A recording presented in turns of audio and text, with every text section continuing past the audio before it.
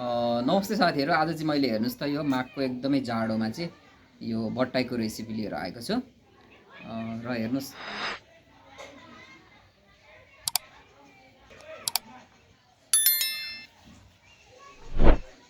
हेर्नुहोस् त साथीहरू, मैले चाहिँ यसलाई काटेर होइन यो पखालेको छु। यसको रौँहरू कहीँ कहीँ रहेको छ होइन। यसको लागि चाहिँ म अब यसलाई यो हल्का यसमा यो आगोमा जलाउँछु, जसले चाहिँ यो अलिअलि भएको रौँहरू पनि जान्छ र यो यसको छाला पनि यसमा चिपिक्क टाँसिन्छ क्या। चराचुरुङ्गी कुखुराहरूको चाहिँ जहिले पनि हल्का जलाएकै राम्रो, यो लोकल कुखुराहरू इभन ब्रोइलर पनि। यसको टेस्ट पनि अलि राम्रो आउँछ र यसको यो छाला पनि यसमा टाँसिन्छ। हेर्नु त साथीहरू, यसलाई त्यस्तो धेरै पनि पोल्नु पर्दैन होइन, हल्का हल्का रौँ निकाल्ने। अनि यसको चाहिँ यो छालाहरू चाहिँ अलिकति यसमा मेल्ट हुने मजाले यो टाँसिन्छ क्या, टाइट हुन्छ। हेर्नु त साथीहरू, हेर्नुहोस् त मैले यसलाई चाहिँ यो मजाले यो गरेर यसको भित्रको यो सबै आन्द्राबुढीहरू पनि निकालिदिएको छु। तपाईँहरू पनि यसरी निकाल्नु होला र यसरी कट पनि लगाउने, यहाँबाट पनि यसबाट पनि निकालिदिएको छु। सबैलाई मजाले यसरी सफा गर्नु होला। यो चाहिँ यसरी सिङ्गासिङ्गै पकाउने हो। तपाईँले यसलाई मसिनो काटेर भुटेर पकाउँछु भन्दा पनि हुन्छ, परेवाहरू जस्तो। त्यो पनि अर्कोचोटि लिएर आउँला त्यस्तो रेसिपी पनि। साथीहरू, म चाहिँ यसलाई पनि पहिला चाहिँ यो खर्याउनु पर्ने भएकोले यसलाई म म्यारिनेट गर्न गइरहेको छु होइन। पहिला यसलाई राम्ररी म्यारिनेट गर्ने, यसको लागि मैले हल्दी राखिदिएको छु। त्यसै गरी साथीहरू लगभग 1 चम्चा जति यसमा जिरा र धनियाँको धुलो पनि एड गरिदिएको छु। 1 चम्चा जति नुन पनि राखिदिएको छु मैले। यसै गरी साथीहरू, कलरको लागि चाहिँ मैले यहाँनिर यो 1 चम्चा जति रेड मिर्ची पाउडर पनि राखिदिएको छु। आधा चम्चा जति लसुनको पेस्ट राखिदिएको छु। त्यसै गरी आधा चम्चा जति अदुवाको पेस्ट पनि राखिदिएको छु। त्यसै गरी साथीहरू, यसमा चाहिँ मैले 2 चम्चा दही पनि मिक्स गरिदिएको छु। अब यसलाई चाहिँ साथीहरू यो हातले उसलाई मजाले लाग्ने गरी, भित्रसम्म लाग्ने गरी मजाले मोलिदिनु होला। हेर्नुहोस् त साथीहरू, यो बटेरलाई चाहिँ मैले, बटेर चाहिँ हाम्रो तराईमा यो बटेर भन्छ है साथीहरू। यो बटाईलाई चाहिँ मैले मजाले सबै चिज राखेर म्यारिनेसनको लागि रेडी गरेको छु। अब यसलाई चाहिँ करिब तपाईँले 1 घन्टा जति, मिनिमम पनि 1 घन्टा जति चाहिँ यत्तिकै राखेर यसलाई छोडिदिनु होला। र त्यसपछि यसलाई तार्ने है त। कराई मजाले तातिसकेको छ, तेल राखिदिँदैछु म। साथीहरू, तेल चाहिँ मजाले तातेको छ होइन। अब यसमा चाहिँ यो अघि म्यारिनेट गरेर राखेको बटाईलाई चाहिँ खर्याउने।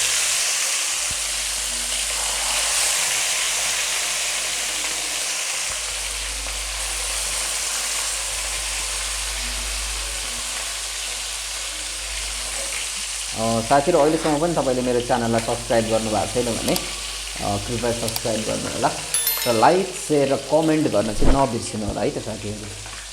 साथीहरू, यसलाई चाहिँ होइन यो पल्टाउँदै राम्ररी खर्याउनु होला, रातो हुनुन्जेलसम्म, मजाले खरिन्जेलसम्म।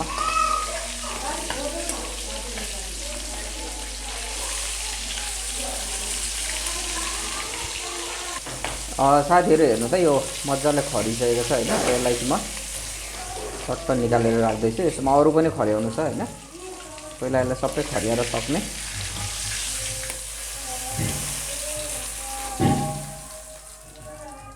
टाउकोलाई पनि हल्का खर्याइदिउँ।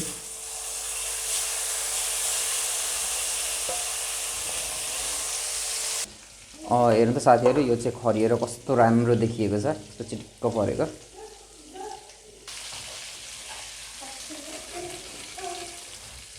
तेल मजाले तातिरहेको छ। मैले चाहिँ यहाँनिर यो अलिकति यो खडा मसलाहरू राखिदिएको छु। त्यसै गरी यसमा तेजपात, यसमा साथीहरू यो खोर्सानी राखिदिएको छु मैले। यो चाहिँ मिडियम साइजको प्याज पनि राखिदिएको छु। मिडियम साइजको 4-5 जति प्याज छ लगभग। यसलाई पनि राम्ररी चलाउनु होला। मैले चाहिँ यहाँ 1 चम्चा जति लसुनको पेस्ट राखिदिएको छु साथीहरू। 1 चम्चा अदुवाको पेस्ट पनि राखिदिएको छु। यसलाई पनि राम्ररी चलाइदिनु।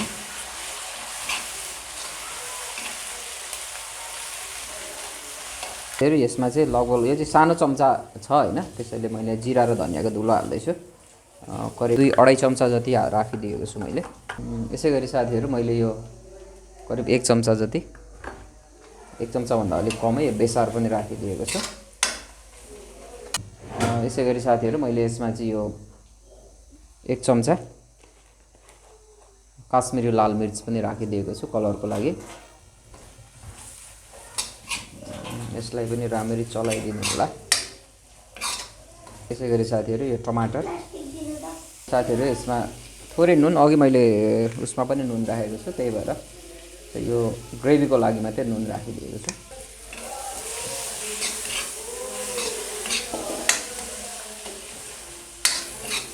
साथीहरू हेर्नु चाहिँ मसलाहरू राम्ररी पाकिरहेको छ होइन। आगो चाहिँ मैले मिडियम आगो साइजको आगो लगाइदिएको छु। धेरै लगायो भने पनि फेरि योहरू डढ्न सक्छ। पाकिरहेको छ, यसको कलर पनि एकदमै राम्रो देखिरहेछ। यसै गरी मैले यहाँ दही लिएको छु साथीहरू। दहीलाई चाहिँ मजाले फिटेर युज गर्नु होला, नभए चाहिँ यो फाट्ने सम्भावना हुन्छ। यस्तो साथीहरू यसको यो चाहिँ यो बनिरहेको छ होइन, मजाले पाक्दैछ। साथीहरू हेर्नु त यो मसला चाहिँ लगभग मैले यो रेडी भइसकेको छ, यो मजाले खरिसकेको छ। यसलाई चाहिँ मैले ग्रेभीको लागि थोरै पानी राखिदिएको छु।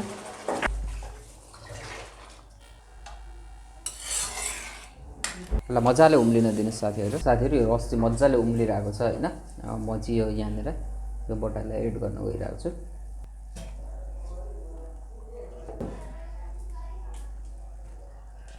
साथीहरू यसलाई चाहिँ यसको रसमा मजाले भित्रसम्म भिज्ने गरी एकछिन पकाउनु पर्ने हुन्छ। यो घरको पछाडि एउटा यसरी सानो खोर बनाएर यहाँनिर भित्र चाहिँ मैले बटाईको पालन गरेको छु। तपाईहरु पनि यसरी नै बटाई पालन गर्न सक्नुहुन्छ। हेर्नु त 2 स्टेप बनाएर तलमाथि नै करिब 1.5 महिनाको बटाई हो नि यो चाहिँ। यसमा चाहिँ मैले चप गरेको धनिया राखिदिएको छु अलिकति। फाइनल टचको लागि चाहिँ यो 1 चम्चा जति गरम मसला पनि एड गरिदिएको छु। यसलाई चलाइदिनु होला तलको माथि।